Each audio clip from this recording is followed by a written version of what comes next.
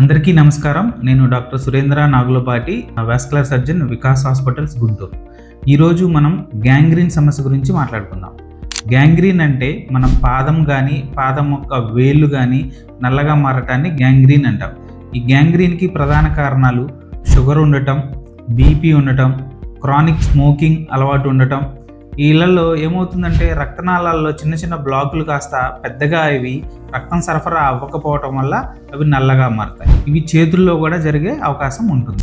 ఈ గ్యాంగ్రీన్ని మనం డయాగ్నోస్ చేయడానికి మీరు పాదం చల్లగా అయినప్పుడు కానీ నల్లబడుతున్నప్పుడు కానీ వెంటనే డాక్టర్ని కనుక సంప్రదిస్తే వారు అవసరమైనటువంటి డాప్లర్ టెస్ట్ కానీ, సిటీ యాంజియోగ్రఫీ కానీ లేదా ఎంఆర్ యాంజియోగ్రఫీ కానీ చేసి వెంటనే వైద్యం అందించడం జరుగుతుంది.